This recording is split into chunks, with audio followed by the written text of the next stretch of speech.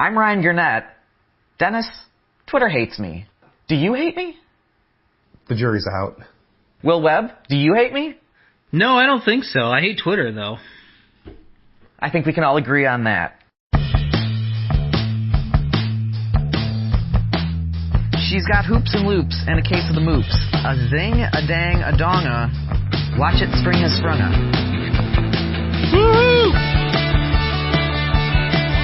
From the struggling studios in Buffalo, New York, it's the Struggle is Real Buffalo Music Podcast.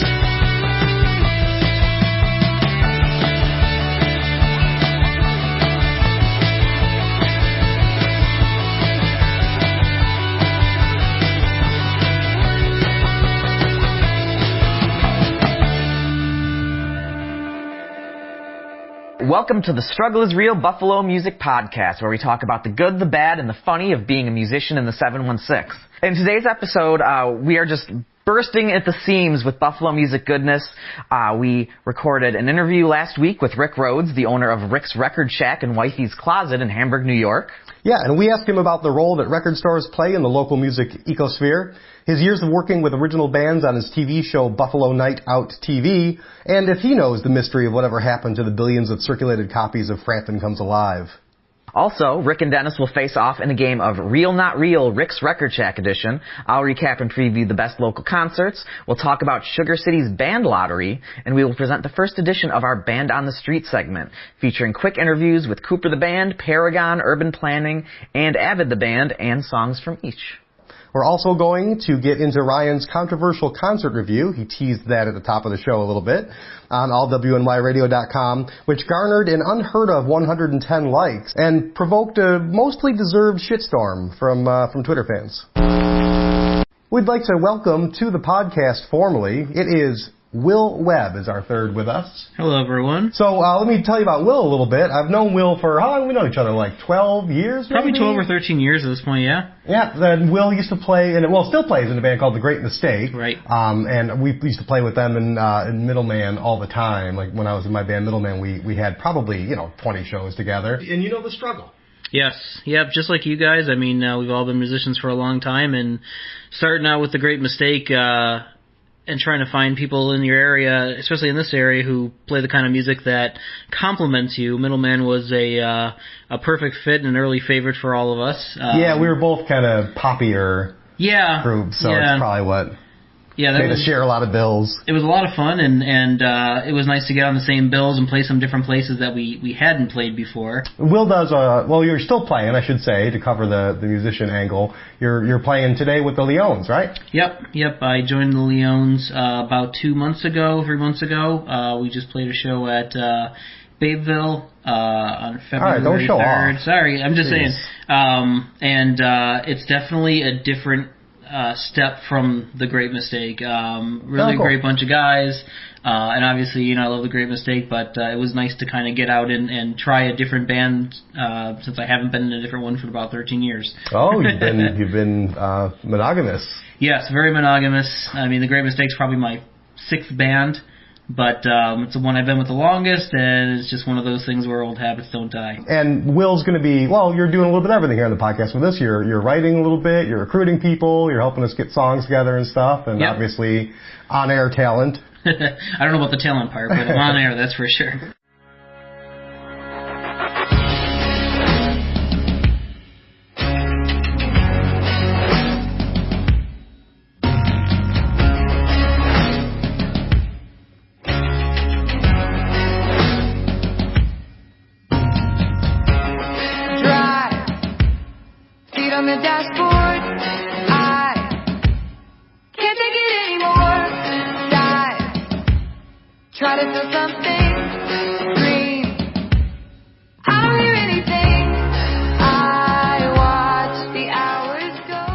Ryan, why don't you, I have no idea. I might as well be living in a cave. I have no idea what's happening in the Buffalo scene. I haven't heard anything. I haven't read anything.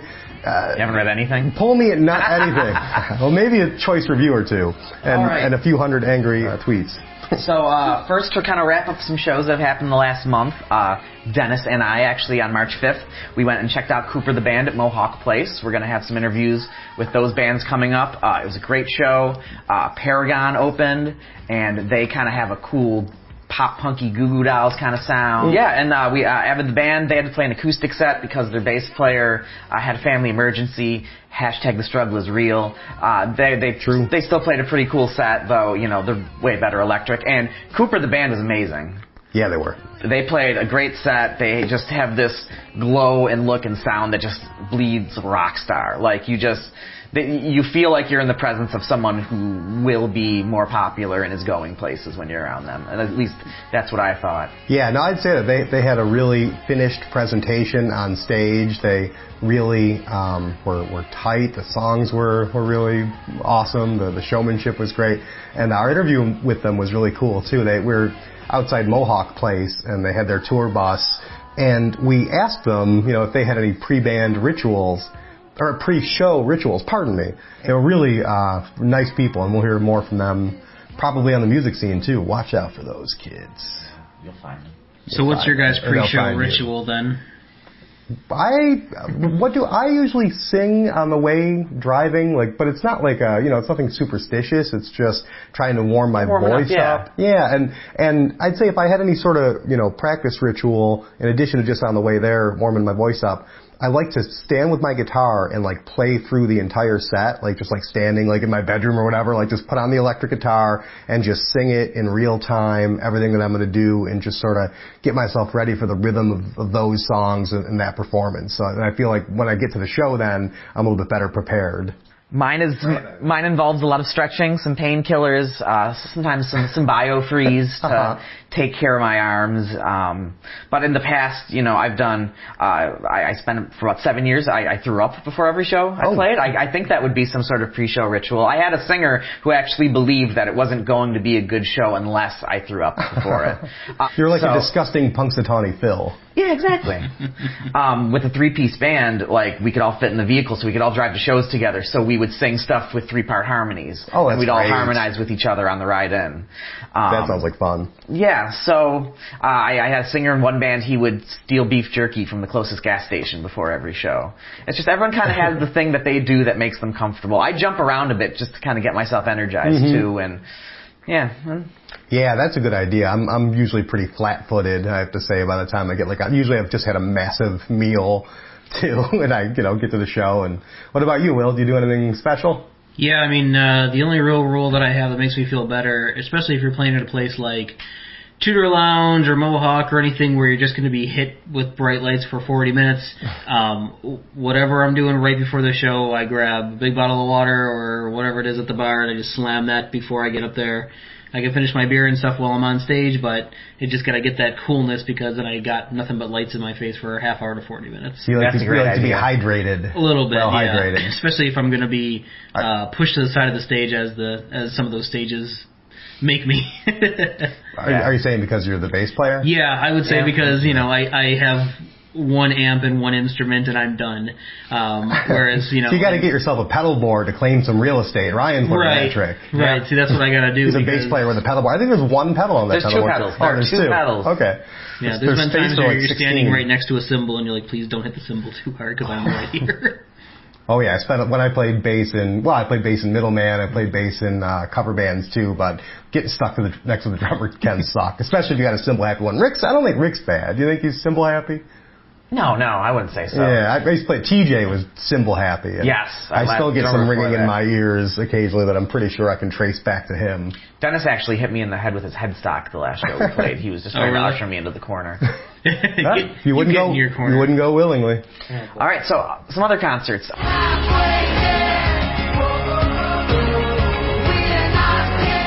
Joywave came to town, and they brought a whole bunch of cool bands from Rochester. Oh, cool. The first opening band was a Buffalo band, Humble Braggers. I got to the show a little late. I only saw like 3 songs. They were awesome what I saw. Oh, and great. I talked love to some that people name. in the crowd, and they thought they were great. And I've been listening to them on Spotify, and I think they're fantastic. And Joywave even came on and said they think that they're the best band in Buffalo. Oh, wow. So, high praise. Definitely. After them was a band called Cops, spelled Kopps. The 3 dudes came on the stage. They looked like they were dressed like Bond henchmen. They had like these black shirts with these like leather straps in front. And it all had kind of like a German kind of Kraftwerky kind of look to it. Oh, and then so these 3 dudes just start jamming, but they're dancing together. It's like choreographed, and they're dancing together. And then the singer is just like this stick of TNT who just explodes on the stage, dancing around, singing. She's got an awesome voice. And, like, the band didn't stop this choreographed dancing the whole time.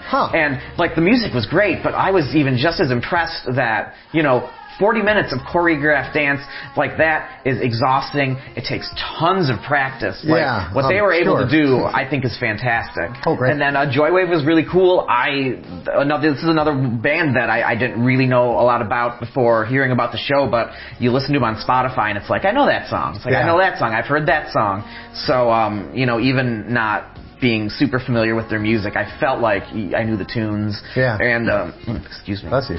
The singer is charismatic, and he's having a fun time.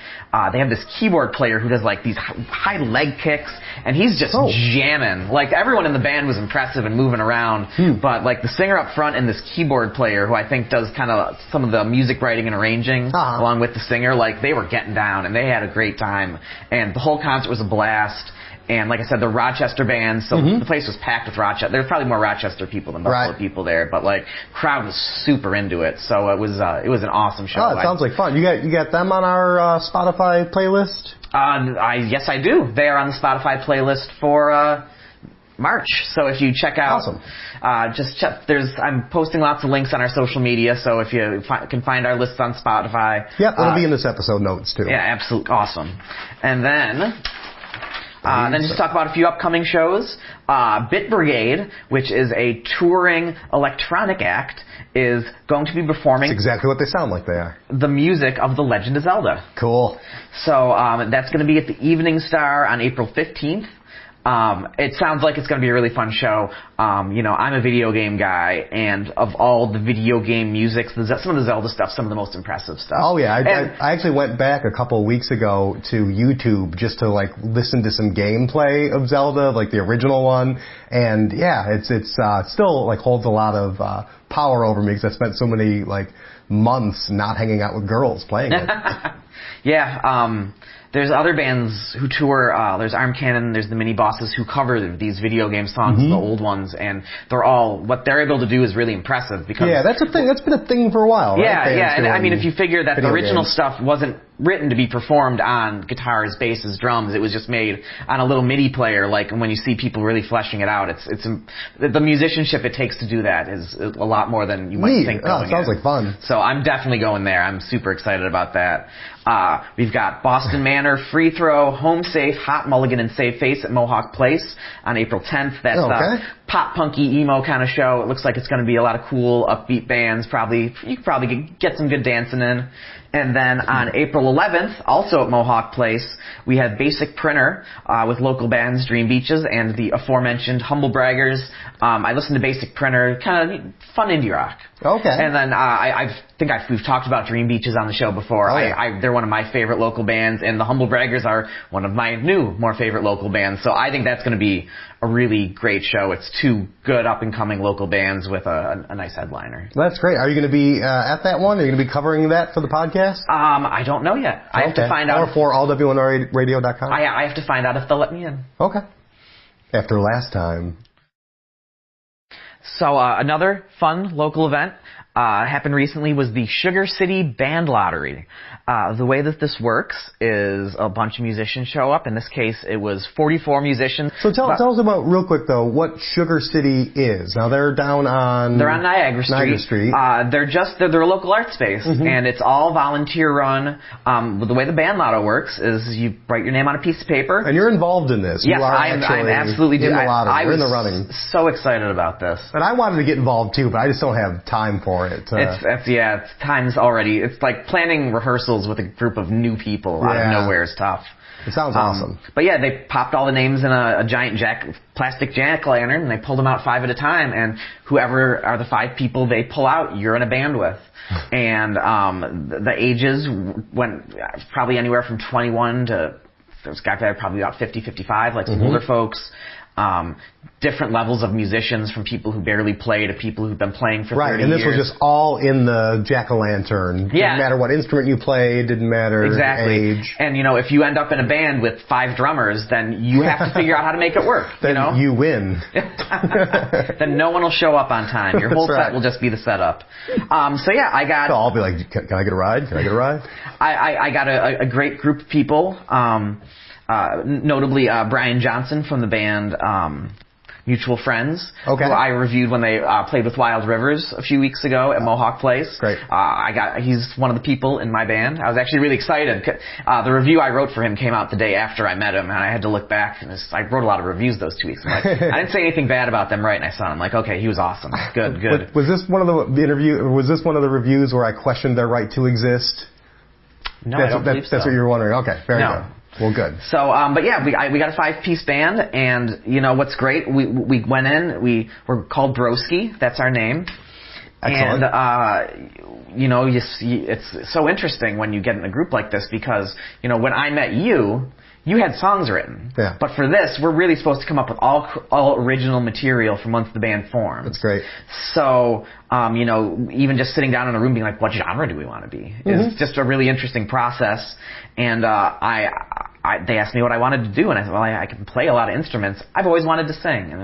And my bass player, Rita, gave me a great line, and she said, can you perform? Anyone can sing, but can you perform? And I'm like, for 20 minutes, I can perform. And she's like, okay, you got it. So I'm the front man for Broski. We are going to be like in a dancey electro-punk. There's going to be some synths and some craziness, some funky bits. That's great. Have you given a thought to do you guys have any sort of visual approach that you're taking for it? Like you're talking about performance, are we also talking about stagemanship, the spectacle? I plan on, I'm going to move around. I'm going to be... You're going to move. Yes, I'm going to be exciting. That will be a change.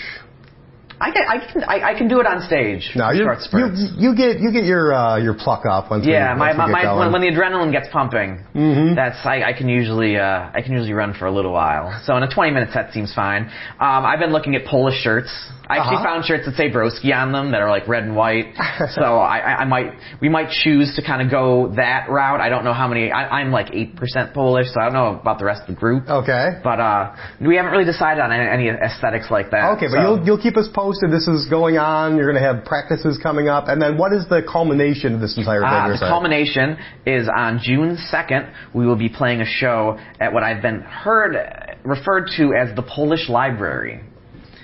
I don't know where this Polish library is off the top of my head. Yeah, I'm not sure. And would have looked it up if I had any forethought into doing this. But if you go on the Sugar City website, you can find the address. I'm going to be talking about it more next time. I'll definitely include the address. Sure. Dennis, put it in the show notes. Yeah, you can do it. We'll get it in the show notes. So, and all that money is going to go back into Sugar City to help them do some more stuff with the community. The proceeds from the concert. So it's definitely worth going. And cool. I'm looking forward to hearing your updates on this band lottery. And one of the upcoming episodes before that June 2nd date, I've talked to a few of the organizers and a few of the performers, and they're all interested in coming on and talking with us. So cool. Hopefully we'll get their voices heard on the Struggle is Real Buffalo Music Podcast. That'd be great. Absolutely. Did I listen to pop music because I was miserable? Or was I miserable because I listened to pop music? They say there's no such thing as bad publicity, but Ryan, I think you might have defied that axiom with your review published 10 days ago on allwnyradio.com. How did we get here? Well, I went to see Lights, and when I heard Lights, I thought, this is a nice female singer-songwriter-y type. Be a fun concert. I went, and it was just a full-on pop con. And Lights put on an amazing performance. Yeah. She was like a Gwen Stefani with like this giant mound of red hair, just dancing around, costume changes, video monitors. if I thought her music seemed compressed, which I do a little bit, everything live had like 10 times more energy and just 10 times less polish, and that's what she needed. Oh, wow. It was great.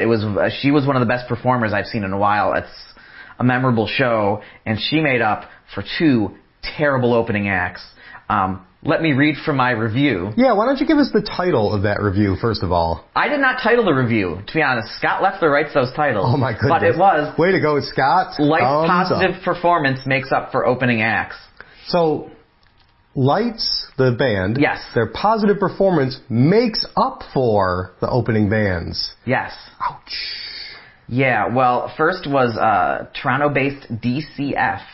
The rapper-singer was dressed like a reject from an off-Broadway production of Hamilton and played a set of tepid pop music with no discernible properties. He performed solo with a laptop and a few small mixers he occasionally adjusted. He told some stories, none of them interesting, to a crowd that barely acknowledged his presence. The auto-tune on his vocals was so thick that he could have survived the evening without actually hitting a single note. I'm sure DCF is great for bar mitzvahs and high school dances, but his solo boy band routine was nothing more than an irritating waste of time this particular evening. And, just when I thought it couldn't get any worse, Chase Atlantic came on. Oh, there's a typo there that was never fixed. God damn it. Chase Atlantic came on a set of inoffensive bubblegum pop rock. While the band played their own instruments, vocal Mitchell's Cave's white Jodeci look, complete with white guy dreadlocks and an R. Kelly Bobby Brown jacket off the shoulder shrug, ruined the whole thing. The bass and drums were pretty tight and the guitarist played well, but it was all lost in the boom of the speakers. The songs felt like the same thing over and over, and I couldn't help but think the best way to describe Mitchell Cave is a clown. I was happy when it was over. Wow. Well, anyways, this generated a lot of backlash from fans on Twitter. Yes. I have never had a reaction like this, and I've written some negative reviews. I can be very succinct and a little insensitive, I'll go with. Mm-hmm. But for me, this is the first time that something has exploded like this. So the first 2 to 3 hours, it was like, whoa, what's going on? And then the next, 48 hours were, this is really hilarious and absurd. And then after that, it's just been like, people still aren't over this yet? So I've started writing reviews 15 years ago. I didn't have Twitter. I'm not used to a forum in which I can write about a touring artist and have them see it. Sometimes a local artist might see your review, but usually a band comes to town, they leave. There's a good chance they're not seeing the review you write. Right. This was very different. Ryan's going to actually read some of these tweets. Some of these he probably hasn't seen before. And just sit back and listen to his retelling and reliving of that fateful review. From Hairlow. You can always tell a Buffalo music writer because they all sound just as negative as each other, playing mostly on the Mr. Goodbar stage for 20 years doesn't count. All right.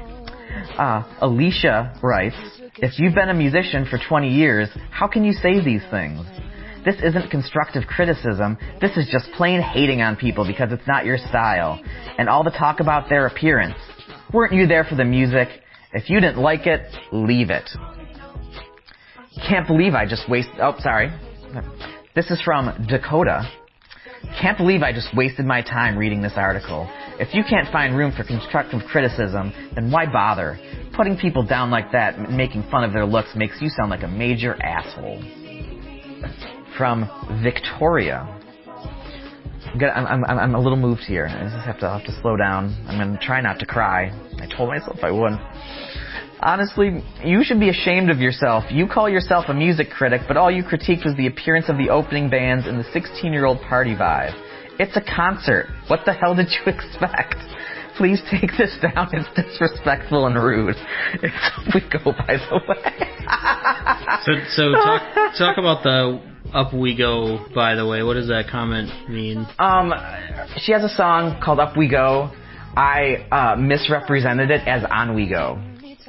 And to be honest, it's something I could have talked to Scott Leffler about fixing sometimes. There's usually a typo or two that falls through the cracks. And but at this point, I'm kind of just doing it to be contrarian. But any idea that I'm not a good critic because I got 2 words wrong is pretty ridiculous. I had a friend compare it to. He's like, well, what would happen if you wrote a review about the Beatles and you said you really liked their song, Hey Jewel?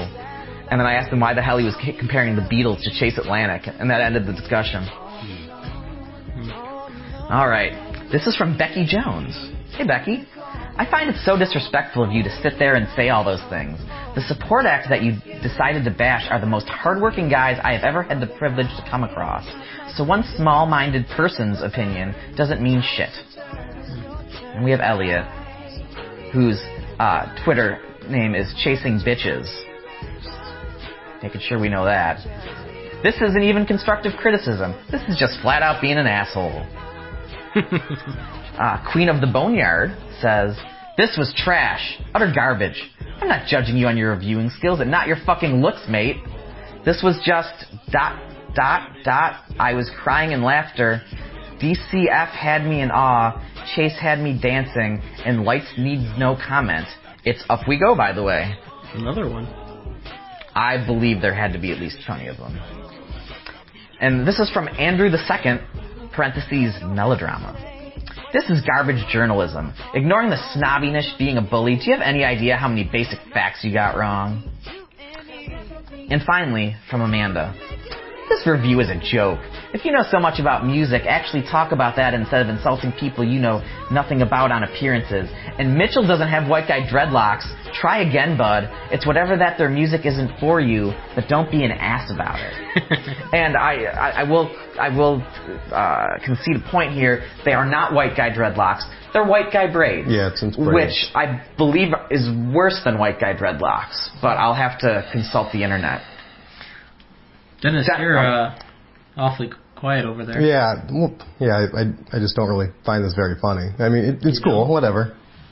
Wait, what? No, sure, they have a major label behind them. They come to town. It's easy to, pick on them. But Mitchell, Christian, and Clinton are still people. I think they're entitled to some respect. I don't know how they played that night, but if you actually listen to the music, this is Chase Atlantic. They're actually pretty cool. You know their names? Dude, are you serious? You're messing with me. No, I am proud to say that I am a Chase Atlantic fan. We call ourselves Chasers. Oh my gosh. Get out of here. No way. I offered you tickets to go review the show with me, and you passed. Yeah, I was busy, and I was kind of nervous of seeing Mitchell so close, to be honest. But listen, I'm just saying the review, it really is shit. Their music is hardly bubblegum rock. They're blurring the line between a nocturnal aesthetic and primal bliss. And you would know that if you stopped fetishizing willfully obscure bullshit and clean Frank Zappa's jizz out of your ears. You do not disrespect Frank Zappa in my house. Get over here. Guys. That's my pedal foot. Stop it. Bar chord finger. You can't pull my hair when you don't have any. Oh, you got unpaired veil. He's slippery. He's greasy. The broomstick knob doesn't go there. This can't be happening. All right, you know what? Fuck this. Mix this shit by yourself. I'm done. Will, I think he's really leaving. I don't know, man. He's really freaked out there all of a sudden. And the Descendants suck, and Ben Folds is almost definitely a racist. Oh, he's coming back. See you in practice. All right, well, let's hear the interview from Rick's Record Shack. Yeah, we better. Hey, this is Allison Pipitone. You are listening to The Struggle is Real Buffalo Music Podcast on allwnyradio.com. Yeah, those are all hacked. Take care. Excuse me. Yeah? Do you have the new Depeche Mode record? Yeah, it's over there. But it sucks.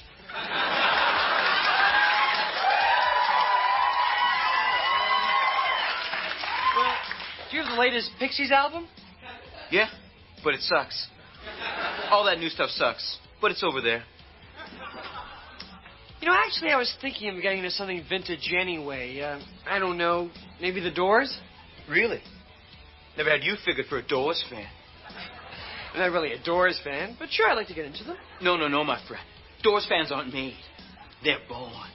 I think right now in Africa, there's some guy madly beating on a drum. He's a Doors fan. Or an old lady on the bus sucking humbugs. She's a rider on the storm, but she ain't never heard the sounds. So what about you? Well, I heard a record of theirs last night at a party. Yeah? And I've always liked Love Her Madly. Well, if you become a Doors fan, Love Her Madly is the only song you won't like. All right. I guess I should start with their greatest hits. Hey! Greatest hits albums are for housewives and little girls. You're not serious. You don't want to be a Doors fan. Get out of my store. We're closed. Get out of here. No. I want you to show me the way. Was that a Frampton reference in my store? No lyrics. Just words.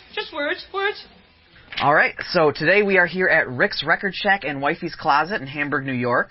We're going to talk with owner, musician, and former host of Buffalo Night Out, Rick Rhodes. Rick, welcome to the podcast. Thank you so much. Hey, Rick. Awesome. Thank you for having me. Yeah, thanks for taking time. You got a great record store here. I found some awesome stuff. I got some Elvis Costello here. Right. I got some Zappa here. It's a great selection. I definitely recommend people coming out and doing it. And there's White. Now, tell us the concept with Wifey's half of the. Well, I have venture. a wifey, and she has a closet. Right. Yep. And so it's not just a record store here, but it's like half record store and half like vintage clothing. Yeah, Is vintage that what you clothing, do? new clothing, a lot of new clothing. A lot of it's hippie style kind of deal. Yeah. So. Cool. So it's like throwback vintage. Kind of fits with the vinyl stuff. Oh, yeah. Good stuff. And then she's got jewelry and got some collectibles going on. So it's good stuff. Great. A little bit of everything. Yeah. So, Rick, why open a record store now? Like, because vinyl is vinyl. Vinyl's awesome. It has such a warm feeling to it because you get more frequencies on vinyl than you do like CD, MP3, and all that. Yeah. Yeah, so as a local musician, independent record stores have always represented to me a crucial link to local audiences and to other musicians. You know, like we could put our music up on consignment, learn about shows, and seek other musicians. Do bands still, I'm looking around here, do bands still like hang out flyers? Is there a community? You get guys coming in here, they're from bands? Which is cool. Yeah, I got flyers on the door over there, but we're going to have a community board. We're doing a local wall in the back room that will be opening up. Oh, that's so we're working on that. Okay, so the local wall is going to have all artists from around here, and it's going to be like a consignment deal. A lot of them will be like old records from the 70s and stuff like. Oh, so like Rick James. Yeah. Good stuff. Who else is from Tallis? The Tallis, okay. Yeah, they made records. Are they from Buffalo? I think there is a connection, yeah. Jamestown, I guess? Yep, that's 10,000 Maniacs. Of course. Not that old. Natalie Merchant. Yeah. Mm-hmm. There's a lot of stuff from around here. We have a great music scene. It's incredible. And at some point we're going to film out of here, get back on Channel 7. Oh, cool. So local bands, yeah. So you're going to have a performance space where people actually come and play live? Oh, yeah. We're going to be working on that. We're just getting this situated in here. Yeah. How long have you been here for? About 6 months. Yeah. Okay. But I just got all these racks, as you can see, from Record Theater. And so this is like a legit stuffed setup. in that room right now, and so we're getting organized. Yeah, it gets a little bigger, a little more full every time I'm here. Yeah, it's nice. Yeah, we're just building an inventory of brand new records, which is quite the feat. Mm-hmm. So it doesn't seem like you're making anything; you're just putting it back into it. But you know what? It's fun. I'm enjoying it. Yeah, that's awesome. Yeah. Well, that would be great to get some bands in here too, and to let them, Oh, I can't wait to that point. I don't know when it's going to happen, but it will come back at some point. Yeah, do you have bands on the scene that you talk to right now, that you cultivated relationships during your TV show? You know who Dave Constantino from Tallis, the Dave Constantino band. He's a great guy. He's got a music store, Limelight Music in East Aurora. Oh, I didn't know that was his. He sells some records too. So he's a good dude. Oh, great. He'll come by and do a performance, you think? Yeah, probably at some point. Yeah. Cool. Did you ever hear The Lady or the Tiger? Oh, yeah. Band? Yeah. You should have them on. It's mine and Ryan's band. Yeah, that's cool. You should have them on. They're super great. Yeah.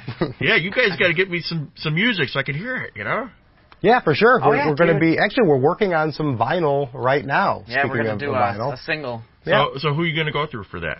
We're not sure yet. My friend has volunteered to do the label part of it. Okay. He's going to be starting a label of his own. He's got a logo. He just needs the part where he actually has music to put out on it. And then he's got some, but he's not even, I don't think he even knows exactly what he wants to do for the production. It's so cool to see that all these new artists are going to vinyl. It's incredible that it happened, because I was like selling in the 90s when everybody thought it was like over. Right. Like I was selling on eBay, and it was so funny. On eBay, you'd take a picture, and then you'd load it to another site, and then he'd be like, it would like take you, it seemed like forever just to do one listing. Right. Computers aren't they weren't what they are now, you know.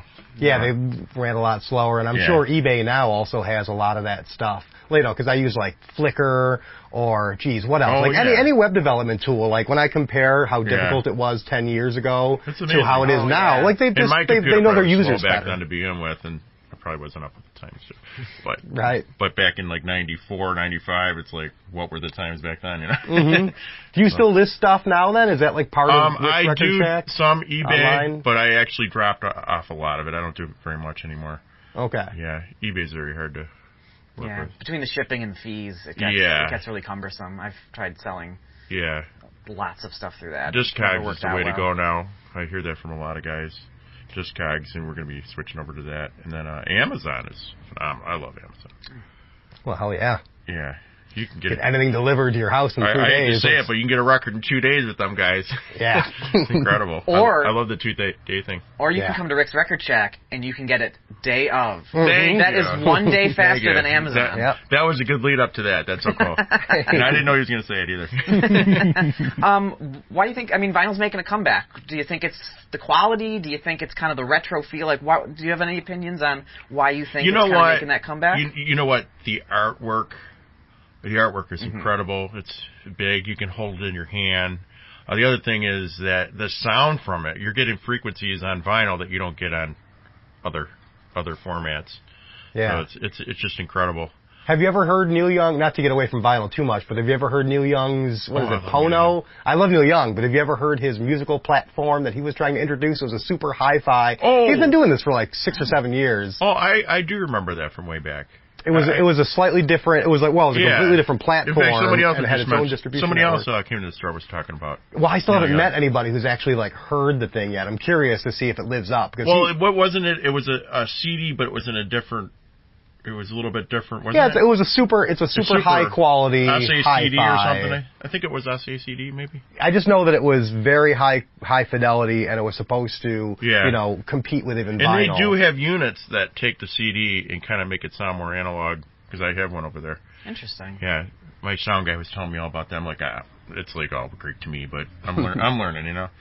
And, one of the things with vinyl too, like there's so much streaming and everything around today. Like you can turn on Spotify, you can so easily get like anything, and that's great. But I've actually recently got back into vinyl a little bit too, just a couple like choice albums. And like my experience with it, like everything we've been talking about, like definitely the artwork is beautiful to look at. You can hold it in your hand; it's something tangible. But it's also, it's also nice to sit and spend time and think about a specific. So like that's almost a luxury now, is like having time to sit. Just read the lyrics, just playing a whole side of a record. Yeah, and it the takes songs time. That are in between the ones you don't hear on the radio. Right. They play like I always talk about this. Jimi Hendrix. You get the deeper 3 cuts. songs on the radio. I mean, it's like there's 3 songs. Well, Jimi Hendrix has a lot more than 3 songs that they play on the radio. Yeah, it's incredible. Some of his albums are just incredible. Like a lot of artists are like that, but Jimi Hendrix in particular. Yeah. Incredible, the stuff. And he was only around, he was only recording for 4 to 6 years or something like that. Yeah. Amazing, the bands back then. Right, but you don't get that on even 97 Rock. Yeah. You won't hear that, but if you get the vinyl, you can hear every last minute of it. I was listening to War Heroes the other day. Wow, what an album. That's a great album. Nice. Yeah, I love when you can rediscover that. And like I said, it's almost like you have to commit a little bit to vinyl when you put it on. At least I have to babysit the thing. I know it's got to be flipped in you can't, a couple minutes. You're not putting it in your pocket with you and moving around. Like, you have to... Yeah. You're kind of staying there. Now, wouldn't it be great if they had a turntable for the vehicle? I mean... Yeah, John Lennon had one apparently. Yeah, in the 60s. Elvis did too. Elvis had one in his limo. As like I think when you're at the very top of the income it must bracket, have not skipped either. It's kind of cool. Yeah, you would think they figured out how to combat that. You know what's my prediction is something's gonna come along that's more analog. CDs? CDs. That's coming. They're gonna come out with a new format. But that's my prediction. Okay. Well, we'll check back in 1 year and see. It's coming. And see what happened. They're already phasing out CDs.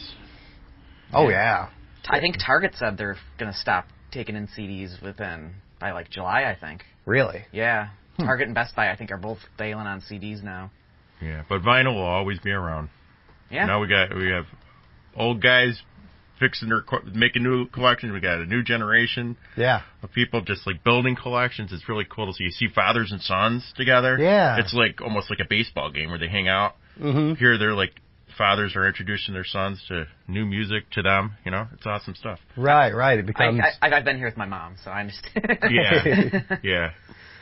Yeah, it becomes something that they can share as like a family moment. Yeah, that's right. You did bring it up. Yeah, first time I was here. Yeah, what did Mom buy when she was here? It was my birthday, so she's like, that Rick's Record Shack's open. Do you want to go there and see if you can find anything? And bringing families together. Yeah, and I got I love seeing that. I got a copy of Frank Zappa's Overnight Sensation. Oh, how was it? I haven't gotten a chance to listen to it yet, but it's one of my favorite Zappa albums. I've listened to that straight through many times, so I'm excited. Have you listened to Analog on vinyl yet? No, I haven't. See, it's a new experience now. Yeah, no, I haven't had a record player in like 10 or 15 years, so I have access to one now. So I plan on going through everything I have, the whole collection, and just hearing it a little differently. Nice. What do you have, your parents' record player you're playing on? Yeah. Oh, okay. Someday. Well, Rick's has some too. Rick's that's has all I'm some saying. nice ones. I actually almost left with a record player the first time I was here. Yeah. We'll hook you up. Excellent. We'll get you hooked up. Yeah, there's speakers, there's record players. I even saw some musical equipment like a bass amp here. So it's not just records. There's T-shirts too. I just want to kind of stress that you know, you never guessed where those stuff. speakers came from. A local hero, legend, I should say, is Danny Neverett from WKBW. Huh. Yeah. Oh, no kidding. Yeah. Rick is pointing out some wooden speakers at the front of the shop. They do look really nice. Yeah, they're the old Radio Shack speaker. Oh, they're awesome. I love Radio Shack. They made a great product back then. They're all made by the same people. They're like Pioneer. Involved. A lot of stuff is made in Japan. It's cool. So Danny Neverett owned those speakers? Yeah. Are they autographed, or is there any documentation? You know what? I need to get them autographed. That's a good idea. Certificate of authenticity, at least. Yeah. You should see the records I'm getting from them. Cool stuff. Really cool stuff. Oh, great. So I saw from Facebook you are a Frontier graduate. Are you a Buffalo lifer? Have you always been here? Yes. Been in Buffalo all my life. I lived in Lakeview. Grew up. Went to Frontier. Grade school. Used to skip out to Hamburg Central. I probably shouldn't say that. But I guess the statute of limitations gone now, so I can't get in trouble. Yeah, you're okay. Yeah. It's not going to go on your permanent record. Okay. You're okay. Yeah, well, I used to skip out almost every day. I'll admit it. And go to Hamburg Central. I had all their passes and everything. Oh, yeah. Plus lunches, library. Very few truancy discipline officers listen to this show. It's like 6%. Oh, okay. So. Well, it's a good thing you did the statistics on that. Now. Yeah, I feel better. Scott Now I can runs sleep. Yeah, he runs a tight shift. Yeah, his demo reports are top notch. Okay. So when you stock your store, how much of your personal taste goes into what you put on the shelves?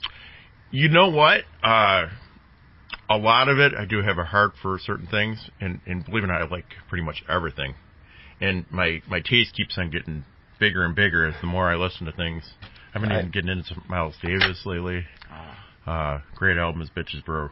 Yeah. I love that. That's as soon as you said Miles Davis, Bitches. I listened to that in college. Great album. I mean, it has jazz with a groove going on. Mm-hmm. Yeah. How can you beat that? Right.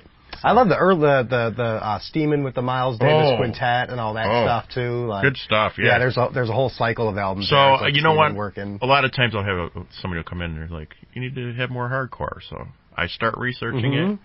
So I'm getting into the hardcore stuff, and you got to get into a little bit of everything, Right. It's fun stuff. Got into the opera yet? You know what? I have a little bit. I bet you can find some here. Yeah, it's here. It's here. So I have two stupid questions. We've heard from people we've interviewed that releasing albums on cassette is still a viable thing. First stupid question, is there any chance the 8-track format is coming back? Like tape and vinyl? You know what? I've had a few people asking about 8-tracks. In fact, I got some coming out. I got some down in the storage. Yeah. Oh, no in kidding. the vaults. Yeah. We're bringing out. And one guy wanted a 8-track player, which I have one downstairs also. So the vaults are downstairs now, All right. Yeah. And where's your MP3 section? MP3 section? What are you talking about? So what is your favorite record in the shop here? Wow. I know, this has to be a tough one, right?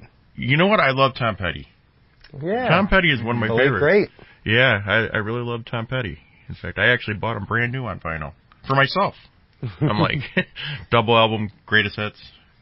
Actually, I bought that the first time I came in here. And you bought it too. I bought it as a gift for and not often I buy a brand new record, and I bought that. Yeah, no, you can like can't think of a single Tom Petty song you can really. And now, I mean, they sound great.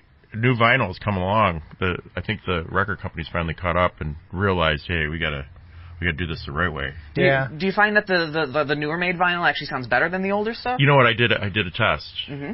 I had somebody brought in 180 gram that they opened up and decided they wanted to bring to me and sell. So I bought it, and I found a Revolver in stock, an analog copy from back in '65, whatever it is. So I played them side by side. Oh, wow. Now, the original version actually was a little better, I got to admit. But I played them side by side. But it wasn't that much. I mean, you would have had to listen to them side by side. It was a little more fuller on the original. Mm-hmm. So, but it was definitely comparable. The it was vinyl. comparable. So I've been hearing that from a lot of sound guys, soundophiles, I guess you would call them. Mm-hmm. So. Or audiophiles. Audiophiles, yes. There we go.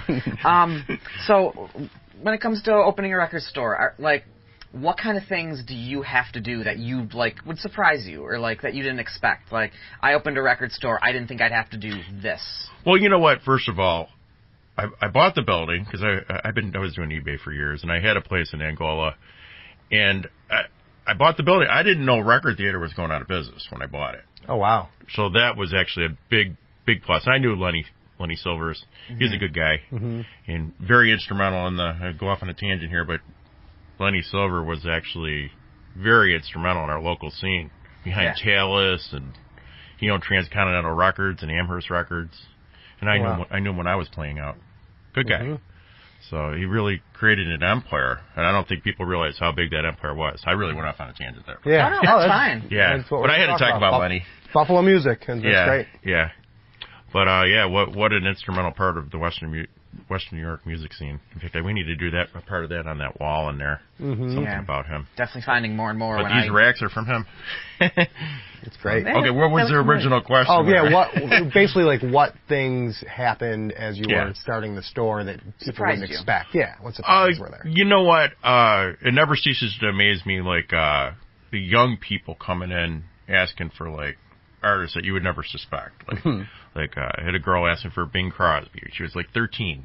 Oh, wow. I had a lot of people asking for Ella Fitzgerald. Wow.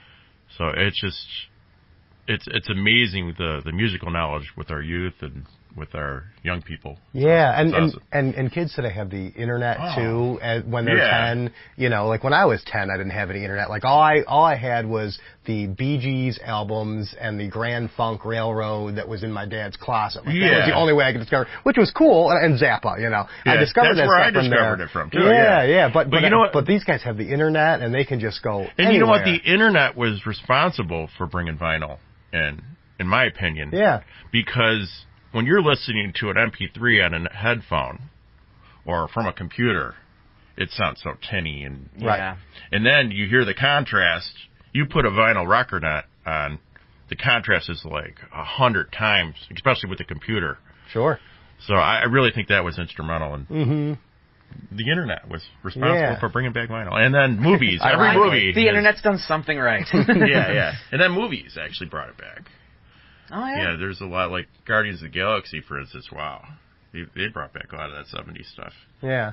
Very hot-selling album. Yeah, those mixtapes. They call them the Guardians of the Galaxy. And that brought back cassettes. Yeah. Oh, there you go. Yeah. No, that is I've seen the last two of them. They top the charts, the soundtrack charts for weeks, and it's all just mixes of 70s and 80s stuff. And it's I had no idea about very that well curated. Yeah, I don't know if you've seen the movies. In the first one, you need to see it too. Yeah. It's a cool movie. I haven't seen the second one yet, but Star-Lord, who's Chris Pratt, the main character, before he does certain things, he pops into the cassette of 70s and 80s music. And how amazing. They're mixtapes. Yeah, they're mixtapes. I had a girl looking for mixtapes. She wanted just old mixtapes from the 70s, 80s. Because I used to make them when I was a kid. Oh, I absolutely. Yeah. I still make mix CDs for people. Yeah. Even now, I'm making curated Spotify playlists for the podcast. Oh, that's cool. Any way I can put music together. So now it's instead of giving my mixtapes a good, I keep them around. You can have for $1. Yeah, might have somebody come in and actually pick one up. Yeah. So what are your biggest sellers here in the store? Biggest sellers are always Pink Floyd, Led Zeppelin, Grateful Dead. Those are top three. A lot of that stuff David Bowie, nice. The Lou Reeds. Punk is incredibly popular, and it's you can't find it on original vinyl. It's very hard to find. So I try to keep a lot of represses. They were all smashed over somebody's head. In a drunken yeah, brawl. maybe that's what it is. Could That's be. what it was. And I thought it was the Who burning them. No. So that's the stuff that flies off the shelf pretty reliably. And do you have new stock of most of those, or is that used stock that people? I keep a lot of punk on new stock. I do keep Pink Floyd regularly. It goes quick. A lot of the punk stuff, when I get it in on original, it's like it goes really quick. They like sniff it out. It's like, they find it. Yeah, you bring it in, all of a sudden there's 3 guys at the door. It's amazing. Outside the glass. I don't know, the radar or something. Punk's coming in through the window. Yeah. So you are the former host of Channel 7's Buffalo Night Out TV. What was that like? And what was there a certain kind of local music you were covering? Was it just originals? It was all different types. Black Rocket Zydeco was one of my favorites. Love those guys, yeah. Yeah, and then their spin-offs. I can't think of the Folk Faces. Folk Faces. Yeah, yeah, they're awesome. I've heard Folk Faces actually. Yeah. Incredible. A lot of them guys are involved all in that, and it's like, that's like very memorable for me. Yeah, the Folk Faces played at our mutual friend Dave's wedding. Oh, actually, really? yeah. Okay. Yeah, he hired them. Wow, very talented. We have such a great music scene. It's very diverse and. Yeah, so you had them on a lot. And what was the format of the television show? Was it like a half hour? It was a half-hour show. It was on Channel 7 late night Saturdays. Mm-hmm. The Beatnik guys were on Friday nights. Offbeat Cinema. They were forget those commercials. Yeah, them guys are awesome on their couches, just kind of hanging out. Yeah. How did it smell funny in that studio? You can be honest. Believe it or not, we were a moving show. We would actually we did Central Park. Yeah, but if I was at their studio, I probably did. Yeah, I'm sure. That's funny. We did Central Park Grill every week, and we were doing the Evening Star for a while. And then we would actually mix everything down like an album. And Doug Caskey was involved, Larry Saunders, got to give them guys credit. And we were up all hours mixing it down like an album every week, and editing. And for 3 guys, it was quite a project. So we had to take a break. Almost had that huge sponsor. We were very close getting a beer sponsor. Oh, wow. But and is that the key to keeping something like that on the air? Have to, because you need to get help. Well, let me understand the broadcast model. So this isn't public access. This is Channel 7. Yeah, it was Channel 7. So what happened? So you have to pay them? We had sponsors paying for the slot. Mm-hmm.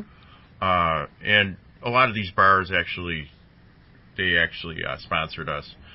But it's like a lot of bars aren't for the local music scene. They say they are, but they really should get behind stuff like that. I mean, we have such a great scene.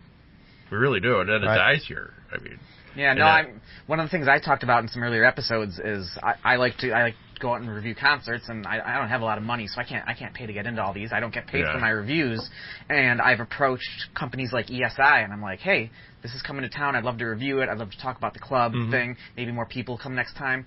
No responses from these people. Like, I get so much negative stuff coming back when I ask for this stuff that you wonder, like, I mean, and one of the great myths of being in a local band is the you're going to get exposure. Oh, I know. And then paid in exposure. So that and if that's a thing that bands are expecting, and then you're not letting people come in to review the concert. We need to take care of our local bands. I mean, otherwise you die here. I mean, it ends up being a hobby. Because you can't expect to make a living on it unless you go on tour. Or I know guys that are, and it's a lot of work. They got bands breaking down, and I hear a lot of stories. David Miller is I don't know if you guys know who David Miller is. He's a great local artist. Blues, he's incredible. And then Mick Hayes. Mick Hayes is another one. Okay. Mick Hayes didn't Ken from Outer Limit mention him? I think he may have. I think he did. Yeah. Yeah. As a guy that would be great to talk to. You guys really need to. I mean, we'll have him at the store at some point. Yeah. He's got a great album coming out. Oh, cool. We'll check him out. So anything coming up with the television show? Are you going to try to get? We'll get it coming back. We will. It's just I got to get this thing just totally exactly where I want it. Yeah, you kind of got a lot of irons in the fire here. Yeah.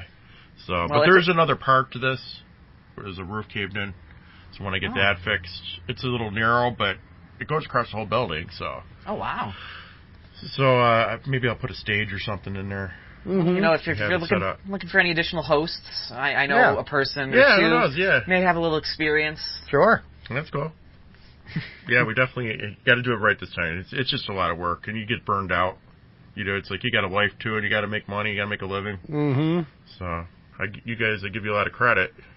It's a lot of work. Yeah, it's a lot of work, but it's also a lot of fun. And too, and I had fun. Don't get me wrong. Yeah, it is nice to shine a light on some of the people and bands that are working so hard all the time. And the other thing is, I wanted to pay bands to perform for the show. Mm-hmm. Do you know what I mean? And I was trying. Paying bands, I have no idea what you mean. Yeah, because I was going to start up a nonprofit called Slam, supporting local artists and music. Mm-hmm. And we were going to call it like Slam Festival, have a Slam Festival and all that. Mm-hmm. And but I wanted to get funds like from the government and stuff.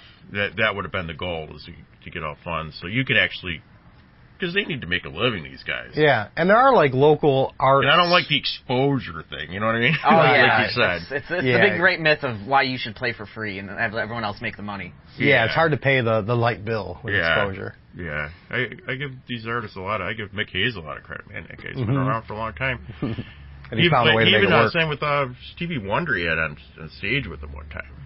Side by side. I mean, there's a video on. You can check it out. It's pretty cool. Wow. So, I'm going to make a note of that. Post it on the Facebook page. Yeah. So your Facebook page says you're also a musician. What bands have you played in? Are you still playing now? I did a thing. It was like a 50s kind of thing. I do like a Buddy Holly, Chuck Berry, Elvis kind of thing. I write old songs. And believe it or not, I was like 15 years old. I was on the weather with Tom Jones and hit the front page of local news. We did a video at the Trelf. It was pretty good. It was fun back then, but I just didn't. I went a different avenue because it's just. What do you mean you write old songs? I write songs that sound like old. Like 50s throwbacks. Like 50s throwbacks. Oh, wow. Yeah, That's great. So I'm coming out with an album. That's another thing. Okay. Oh. But with stand-up. An exclusive. Yeah. Yeah, but with your stand-up bass. I'm gonna have it true to that period, which I didn't do before, and it just was never. It was the music was written for a different period of time, and I always got musicians that were from another period, like Led Zeppelin people, you know what I mean, or stuff like that. You know what I mean? Which I love Led Zeppelin, but it just doesn't fit my. Yeah, you're sporting a Led Zeppelin T-shirt. Oh yeah, look at this. Yeah. It's funny. I forgot I had that on. So, who else is involved in the oldies, the pseudo new oldies project? Not pseudo, neo oldies, we'll call them. There's a. In fact, this isn't official yet, so I probably shouldn't even talk about it. But Pete Jamestown, I don't know if he's from the Southern Tier, but I think he's going to end up producing it, and they play all those instruments and everything, which would be cool. Oh, great! So they could do it to that time period. So it's still coming. Cool. So you're in talks. Nothing's in concrete. Yeah. It will happen though. It will happen. Oh, great! Well, looking forward to hearing that. Yeah, I want to get one in a movie. That's the goal. You want to get one in a movie? Yeah. Oh, in a movie, yeah. Yeah, that's my goal. Have you ever worked with any of that, like, taxi, artisan repertoire sort of services? Oh, yeah. That place thing, music and television You know shows? what a friend of mine does, and he's actually raved about that. He's had a lot of success in it. Does he use the taxi music specific, or the service he specific? has. He did. I mean, we're talking, I don't know, several years ago. Okay. But yeah, he was at the time, but he's had stuff local, like Nashville artists have produced, and this is good stuff. Well, let's play a game. Yes, let's. So, I like it. It's called Real Not Real. So, we've got a few different rounds, and basically I'm going to give you a fact or a statement or a lyric, and you guys have to tell me if it's true or false. So, for each round, I've got 4 for each of you. So, you'll be answering separately, because we don't have buzzers. Okay. All right. So, cue the music!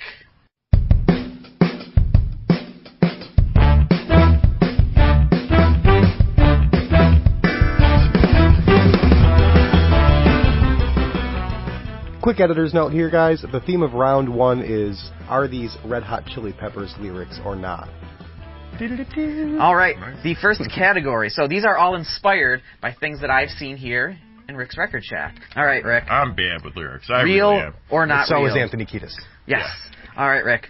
Little Piccadilly sickness, take me to the hick, eat my thickness, I've got a welt. Real or not real? Real.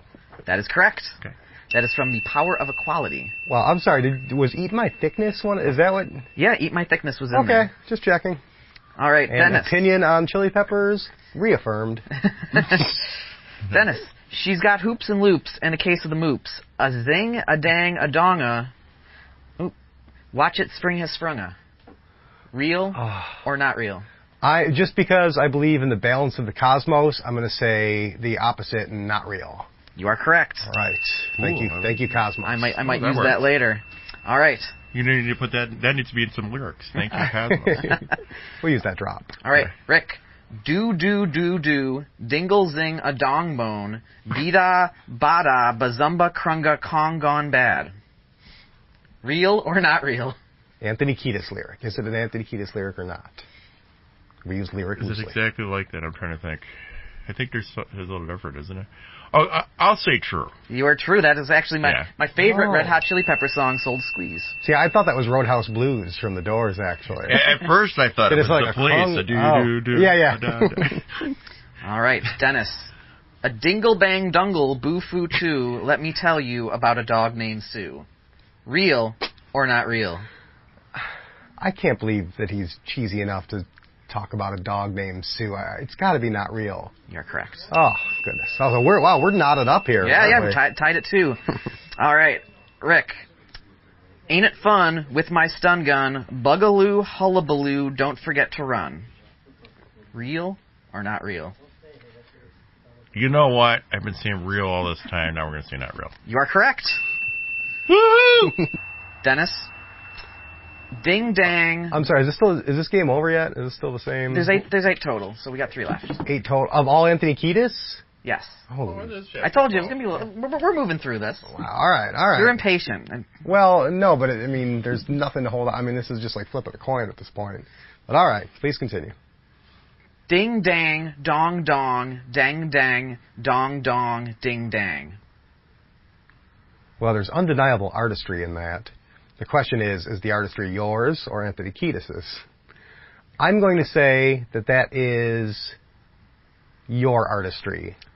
You are incorrect. That is from Around the World. Oh, thank you. All right, Rick. Bwee-doo, that's how we do. Feelin' the chunk-a-lunk, bringin' the funk-a-funk. Real or not real? Was that Red Hot Chili Peppers? Yes, Anthony Kiedis. Yeah. These all are, huh? Yeah. That's not funny. I forgot. You know what? That sounds like it would be. You know, it's hard without the music. Okay, let's see. I'm going to say... Almost insufferable without the music. Yeah, I'm going to say true.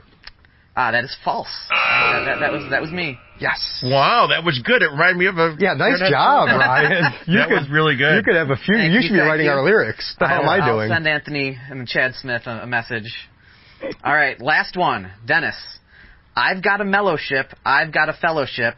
I've got a nonstop yo swan hello chip. What the fuck? Well, we know he does have a hello chip. We know that much about Anthony Kiedis. Clearly. I'm going to say that it is not real. It is real. From the song Mellow Ship Slinky in B major. Oh, okay. All right. So after round 1, Rick is ahead 3-2. All right. So next round, I saw the first Gorillaz album. Oh. I know Dennis loves Gorillaz. Yeah, I do too. I do love Gorillaz. It's involved with Blur. It's Damon Albarn. So I know you love it. Great album. Who doesn't love Gorillaz? Yeah. Seriously. Yeah. I had a girlfriend who looked like a gorilla once. So you love Gorillaz, yeah. In honor of Gorillaz, I'm doing Real Not Real Animated Bands is the new round. Okay. She only shaved her chin, you know? Must have been Italian. Yeah. I know. I like those Italian stuff. All right. We'll start with Dennis this time. The Chipmunk song, Christmas Don't Be Late, by Alvin and the Chipmunks, won 3 Grammys. Real or not real? I'm going to say, I know that they had some success. I remember seeing the albums about when I was young, but what was the exact winnings? They won 3 Grammys. 3 Grammys. Well, there's a lot of fucking Grammys. So I'm going to say that that's true. You are correct. I would have said that too. Yep. All right. Let's see here. All right, give her now, a hard who was one. behind them? Do you guys know? See, I don't know. I'm asking a question. No, that's cool. Who was behind them? What was the? It was a producer. I forget what his original name was, but his stage name was David Seville, there we go. which is actually the name of the character in the cartoon. Right. That's what the guess is Dave. So. Yeah. They were Liberty Records. Yeah. All right. The Archie. No bonus points for that. Don't be trying to. I'm trying to get all I can. All right. I have a feeling about this one. Rick, the Archies are the only fictional band to ever top Billboard's year-end chart, as Sugar Sugar was the top-selling song in 1969 in America. Can you repeat that question? Sure. The Archies are the only fictional band to ever top Billboard's year-end pop chart, as Sugar Sugar was the top-selling song in America in 1969. The top-selling album all year? Yep. In 67? 69. 69. I would think the Beatles would have been. I mean, Archie was. Sugar Sugar was a big hit. It was very poppy, so you never know. Wow. I'm keeping a poker face.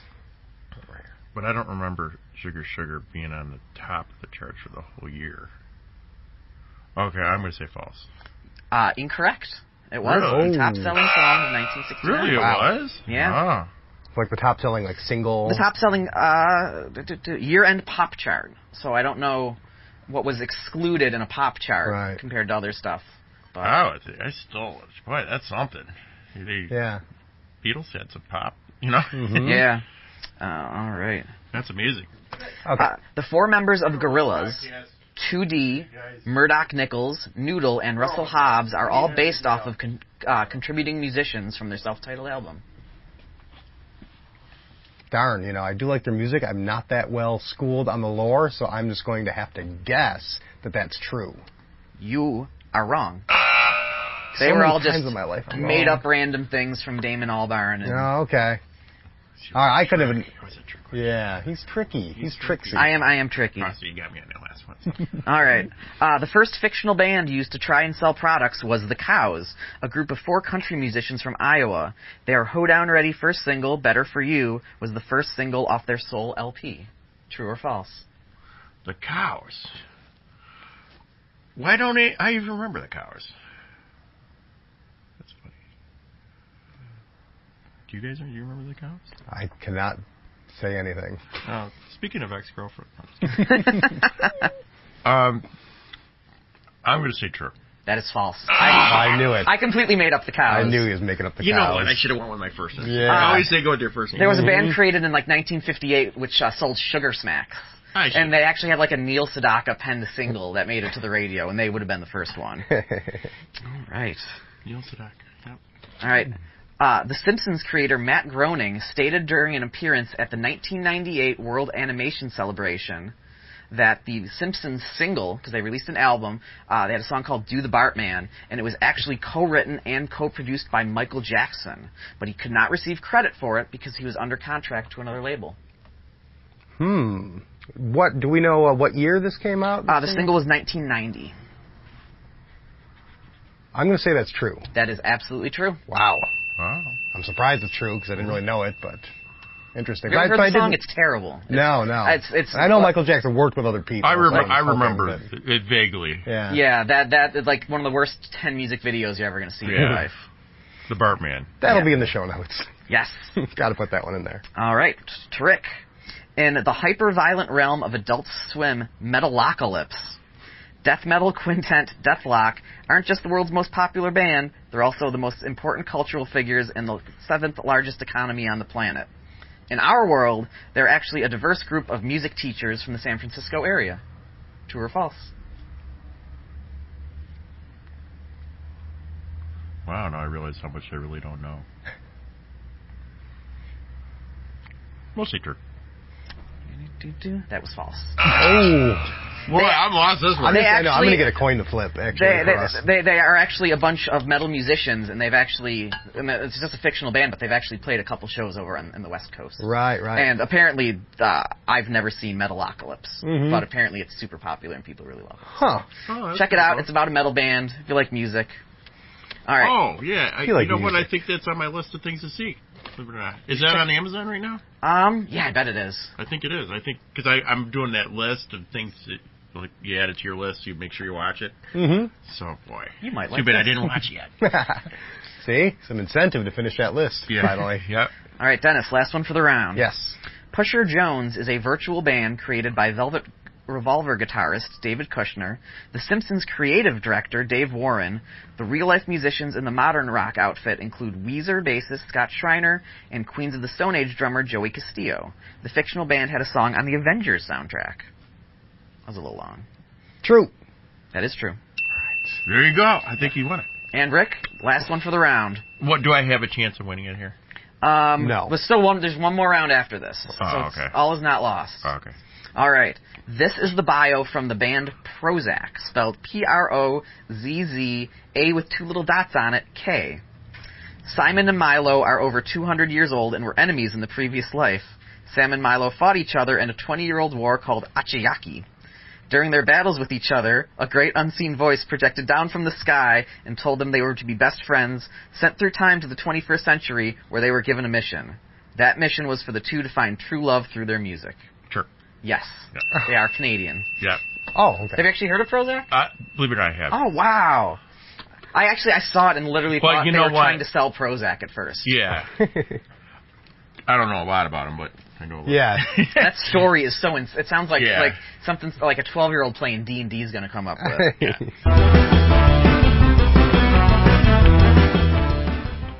All right. And now... Okay, well, that was 2 rounds. That was 2 rounds. We got 1 round Real, left. not real. Rick's Record Shack edition. Rick, do you have Nirvana's Nevermind here? Yes. Excellent. Well, in honor of that album, our final round is album art nudity. All right. There was a lot of that back then. It's amazing that a lot of them guys can go to jail for that. Yeah, really, like you see stuff now. Zeppelin, like Houses of the Holy? Yeah, Led Zeppelin. And with all like the 12-year-old, or we became too 10-year-old sensitive girls. to it, I guess. There's some modern stuff on this list that is interesting it's and really all bizarre. art. It's art. All right, who wants to go first? That's what I said. Look what they did in the churches, I'll go first. All right, Dennis goes first. He's got a 5-4 lead going into the final round here. All right. All right. On the cover of Beck's debut album, Mellow Gold, there is a robot. Look closely enough, and this robot has genitals. I think if you look closely enough, any robot has genitals. So I'm going to say true. That is absolutely true. I only know that because I bought the CD off of someone in junior high, and he actually put like a sticker over it because he thought it was dirty. All right. Rick. Uh-oh. The naked woman emerging from a cake on the cover of Herb Alpert's Tijuana Brass's Whipped Cream and Other Delights was actually 3 months pregnant at the time the photo was taken. True or false? Maybe that's why she had the whipped cream all over her. Did you know you could do a whole wall on that? I probably could. I probably could make a whole wall of that album. And then immediately hang a curtain up over it. Yeah, because I got enough of them from every ID collection. people. You can have like a back section for like that. a peep show. Yeah. The video stores used to have. You know what? I'm going to say true. It is true. All right. She looks very good for 3 months. Because it kind of makes sense. And that does sound a little vaguely familiar for some reason. All right, Dennis. The cover for Shakira's 2005 album, Oral Fixation, Volume 2, features her dressed in Adam and Eve garb while a baby in a tree reaches for an apple that is in her hand. It sounds like a charming tableau, so I'm going to say true. It is true. Yeah. I could not believe Very that. nice. It's nice art direction there. All right. Okay, so we had 3 trues. This next one's going to be a false. Oh, he's going to switch questions now. Yeah, look at him. I don't have them in any order. I'm just kind of picking willy-nilly. Oh, so now don't try to outsmart the mastermind. You just have to go with the flow. So now I got to go with the true because he countered, but he could be doing a double But doodle. now because I said he's countering it, now that he said he's countering, now he's going to go to a false question. I say you just flip a coin. That's what I've been doing. So now I got to go back to the true. Let's see. Oh wait. I just saw it in his eyes, and now he's going to get a false question. Dennis should start bringing someone to read my face for me so we can get more right. An assistant. All right. The intended artwork for the expert. UK version of Jimi Hendrix's Electric Ladyland did not arrive in time to press the album, so a cover of naked women lounging in front of a black background was issued in its place. Well, I know that it happened. Wait, can you repeat that question one more time? Because I want to make sure I'm getting all the facts here. All right. The intended artwork did not arrive in time to press the album, so instead the cover with the naked ladies was chosen. Okay, so the question is whether he arrived in time. And I can't remember. I'll have to say true. That is correct. I wonder what the original album artwork would have looked like. Yeah, it's peculiar. And then they had to get rid of it, too, didn't they? Then they had to ban it. I believe I read that there are approximately 29 women in that photo. Wow. What I can't verify. Yeah, you counted it. You know. You did. I counted each booty. This next one better be about Smell the Glove. Smell the Glove? Yeah, the Spinal Tap. Spinal Tap album where they had like a woman in chains, like on all fours. I'm not as well versed in my Spinal Tap as I need to be. That will be changing soon. And I'm gonna watch it again. They ended up not able to use that cover because the record company said it was sexist, and Nigel looked at it and said, "What's wrong with being sexy?" All right, on the cover for the single for Nicki Minaj's Anaconda, her ass takes up 25% of the space.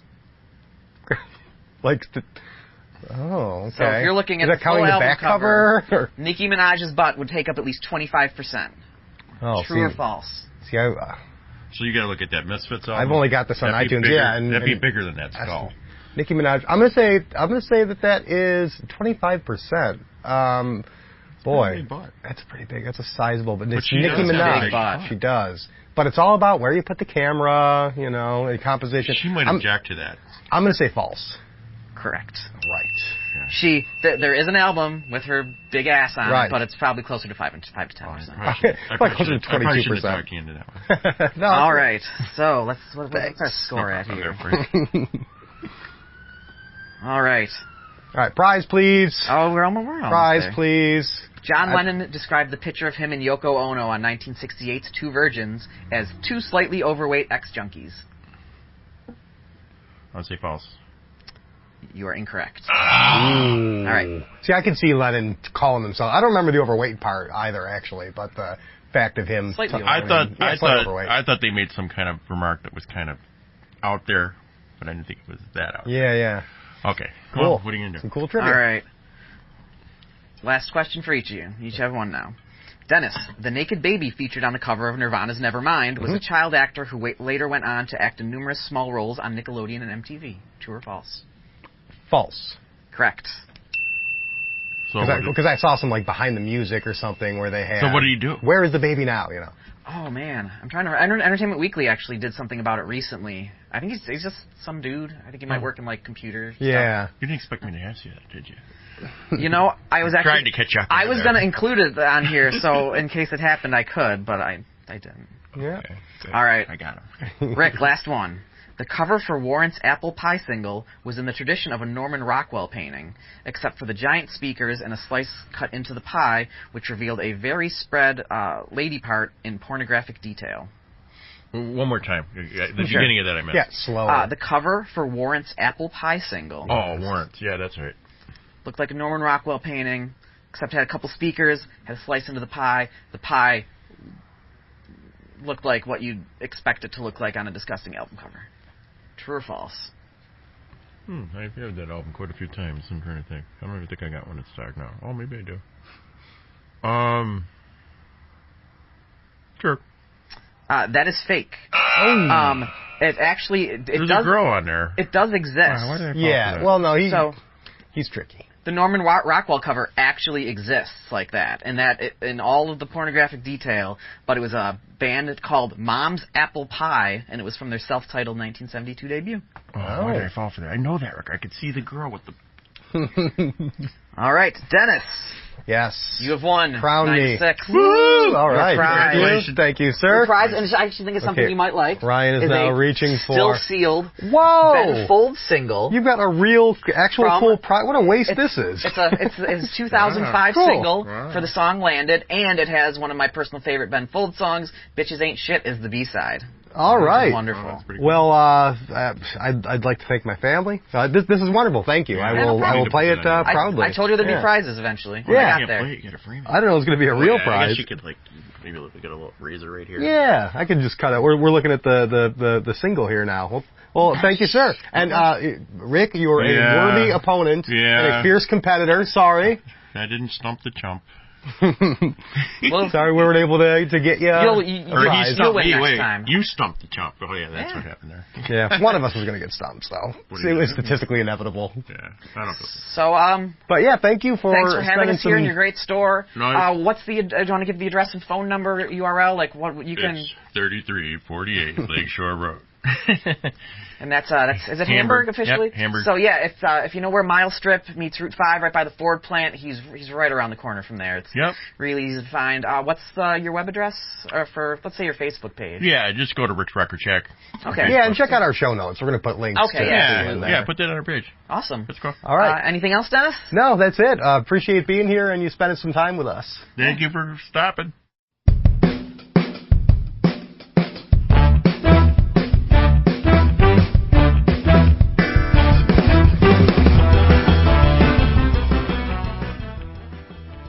So on March 5th, the Dennis and I went out to Mohawk Place to see Cooper the Band with a bunch of great local bands. We decided we wanted to talk to them about their pre- and post-show rituals and whatever else popped into our heads. So continue listening, and you're going to hear us interview Cooper the Band, Paragon, Urban Planning, and Avid the Band. Hey, I'm Will. I play drums for Cooper the Band. I'm Phoebe. I sing and play acoustic guitar sometimes. I'm Joe. I play guitar, and that's it. That's it. I'm Cooper. I play guitar and sing. I'm Matt. I play bass. We're all bouncing up and down because it's really cold. It's a little cold out here. I'm Joe. I play guitar, and I'm also cold. And I'm also cold. A 15-degree interview. Yeah. Right. All right, so it's about 2 hours before you guys are going on, 4-band bill. You guys are probably playing last. Yeah. Do you guys have any, like, pre-show rituals? Like, is there anything you always make sure you do, anything you drink, or just stretching, or, like, what you do backstage? Yeah. So usually what we do is, like, before we go on stage, we'll all get together and we'll just kind of pray and just, like, focus. Like, one of the things that our goal as a band is when we go up on stage, people feel like they've had a good time. They feel joy, hope, or love, like just walking away from the show. And that's kind of always been our goal. And so that always helps us kind of step back, refocus, remember what are we here to do. And it's not so much about like trying to get famous or anything like that. We just want to make connections, meet people, have a great time. Yeah. And so, So we pray for that. We huddle, we do a group hug, and someone usually like shouts, "Let's do this!" We're like, "Whoa!" So we just like get it out so that we're like kind of chill on stage. Another ritual we have is because half the band lives in another town, the other half lives another 2 hours away. Is that Matt and Will have to be the first ones to hug? Yeah, before they hug anybody else. Nobody can hug either of them until they've hugged. Yeah, like if I see Will, I'm like, "Give me a hug." He's like, "I haven't hugged Matt yet." Sorry, well, come on, can you please do it? Because gotta get the bromance out first. And Will gives really good hugs. If there's two people that you want to be best friends in the band, it's the drummer and the bass player. Right? That's true. He was the best man in my wedding. The best friend at my wedding. It's really cute. Oh, they did a little fist bump just now. So where are you guys going to next? we're headed to New York City next. Oh, boy. Then Burlington, Vermont, Ottawa, Canada, and Kingston, Canada. Then we'll hit South by Southwest, Akron, Ohio, great. Cincinnati, and then Paducah, Kentucky, and then we're going to take a break for about a month or so. Honestly, right now, it's amazing. It looks I've spent incredible. time up there. Yeah, it's amazing. You'll really like it out there. So excited. For sure. We also, while we were, before we loaded in, we had Deep South tacos. Yeah, right across the street. They were tasty. Whoa, really delicious. so good. Will had a 3-pound burrito. He didn't eat all 3 pounds of it. I didn't know it was 3. Well, I knew it was 3 pounds, but I didn't know it was 3 pounds. You know what I mean? So I got it and I saw it and I was like, I'm gonna die. This is gonna end me. So and it did. And it did. He said, "This is a go." Will has to walk off stage during the show. You'll know why. Stop the run.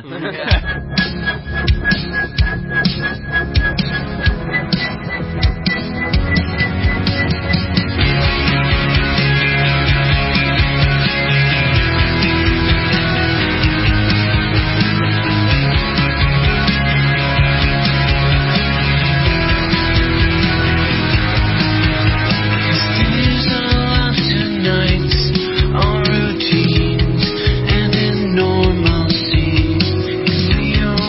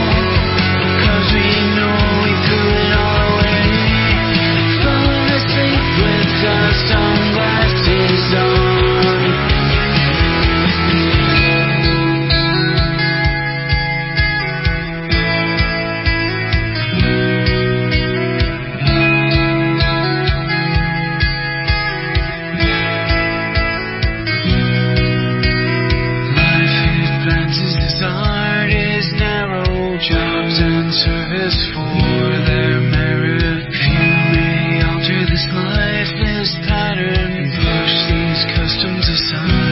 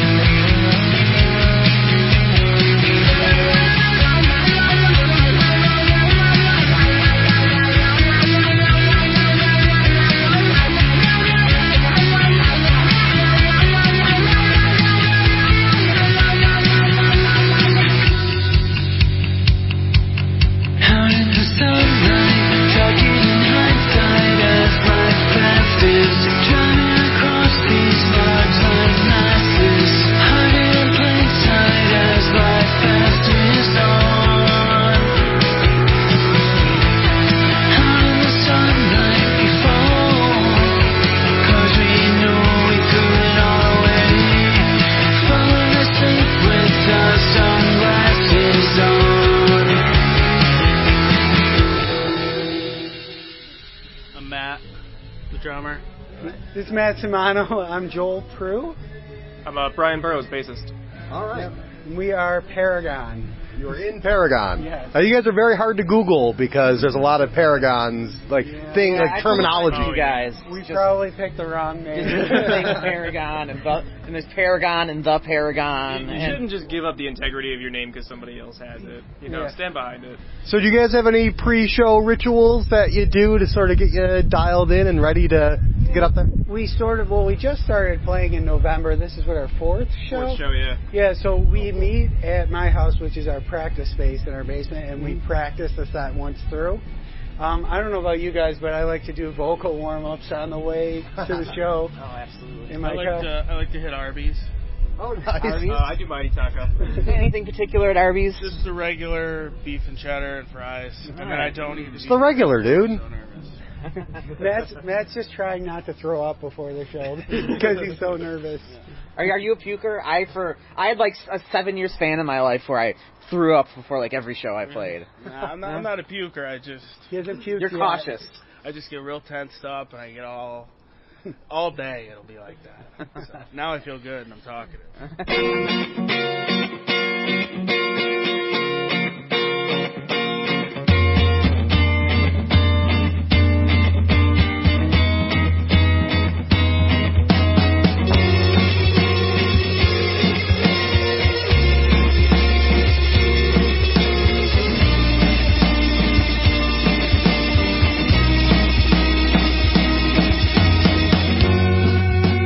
I'm not composed when I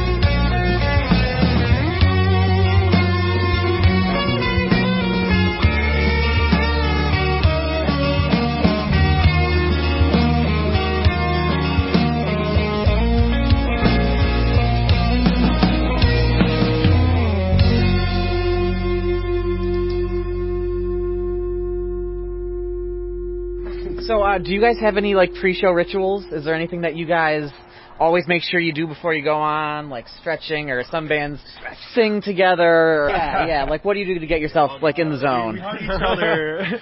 We get rosy cheeked. Dan's really touchy, so we just. I do. Actually, Cooper the band does hug each other beforehand, right? She was talking about that. That's so nice. Yeah, they have like an actual like moment of like they get together and like commune, I guess. Oh yeah, we just like come to consciousness while we're on stage, and everyone's like, "Oh, okay." That's basically. Guess we're here. Yeah. Because we're doing this. That's basically it. Yeah.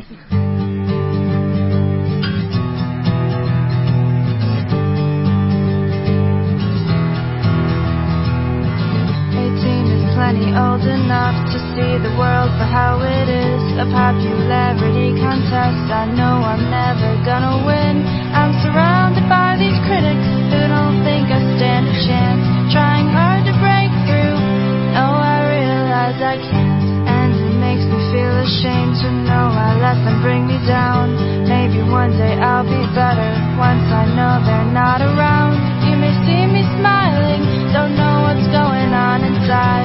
Ask me how I'm doing, I'll say okay, but that's a lie. What happened to my optimism? I used to see the world in color. Seems I've lost my suit of valor. Now I can't put up a fight.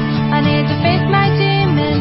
It's not as bad as it seems. It's only been 18 years. I've still got so much time to dream. To dream. I put my hours into this. I try so hard but don't succeed. I did my time, I learned it right. Face it, you'll never get the lead. Don't know why I do it, if all I ever do is fail. Where's the first place trophy? Well, I don't see it anywhere. No, I don't see it anywhere. What happened to my optimism? I used to see the world in color. Seems I've lost my suit of valor. Now I can't put up a fight. I need to face my demons. It's not as bad as it seems. It's only been 18 years. I've still got so much time to dream. To dream. And they say I'm too young to understand, but I can hear me now that you're not better than me, and you're gonna see. I just haven't lived up to what I'll be when I'll be who I fucking wanna be.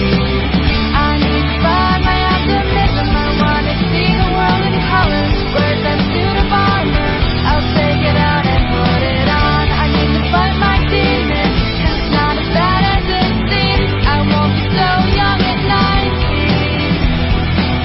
I won't be so young at 19, and maybe I'll believe.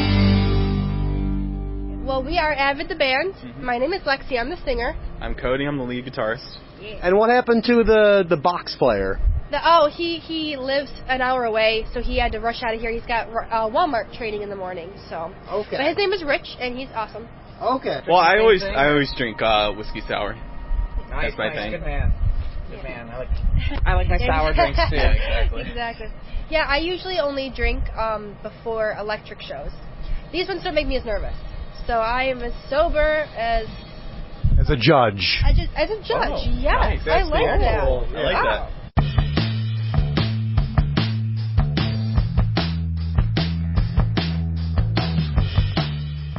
We'd like to again thank Rick from Rick's Record Shack for coming on the podcast today. And by we mean, I guess, you and I, because Dennis isn't here anymore. Yeah, he left some burn marks in the driveway. He got out of here in a hurry. Yeah. He was pretty upset. But anyway, you guys should check out Rick's Record Shack. It's at 3348 Lakeshore Road in Hamburg, New York. I've been there. I bought some Zappa there. I got some Elvis Costello. I know, nice. Will, you've been in there too. Have you found anything? Yeah. Any treasures? Actually, I picked up Veronica by Elvis Costello on a 45, which I really was looking for. And he's got some really decently priced 45s, vinyl, CDs, tapes, whatever you can find. And it's become one of my new favorite places to kind of stop by. Yeah, and Rick's an awesome guy. Anytime you come in, he'll chat you up. And if you're really lucky, he does have a tiny little white fluffy dog named Elvis. Oh, I didn't see the dog last time. He's only been there like one of the times I've been there, and he's so adorable. I just want to punch him in the face. We're also talking about Dennis or the dog. I do want to. I gave him a good uppercut before he left, but if he wanted to return, I'd punch him in the face again. I think it just needs to cool off a little bit, man. Yeah, I understand. Those chasers can be a persistent, stubborn, angry group of people. It's like a religion. It is. So, once again, kind of filling in for Dennis here. I mean, allwnyradio.com. Go check out the other great programming, including streaming web radio of all local music, blog reviews. They got podcasts by Think So Joe, Corey Comments, The Big Picture with Michael Sargent, a podcast that explores photography, the insufferable mendacity of Spectrum cable technicians, and how a ghost visited him in a dream to solve a family crime. So that all sounds pretty interesting. And don't forget, Think So Joe podcast, hosted by Homer Van Winkle. That's his name. That's his real name? Homer Van Winkle is who hosts the Think So Joe podcast. Check us out on Facebook, Struggle Is Real podcast, Twitter, at least Ryan right now, at the Sir William Idol, and just check out the podcast in general. It's Sir Podcast NY. All right, Will. All right, Ryan. You might be my co-host next week. Yeah, so I'm going to have to get that on-air talent thing under control. Yeah. Well, either bring Dennis back or you get to host. So it's really up in the air. So, everyone, we're going to leave you with a Stephen Hawking tribute. Yes. So for Will Webb, for Dennis Reed, wherever he is drowning his sorrows in a bottle of Johnny Walker, I'm Ryan Gurnett. Stay struggling, folks. And let me just say what nobody else wants to say to you. Your looks have become a problem.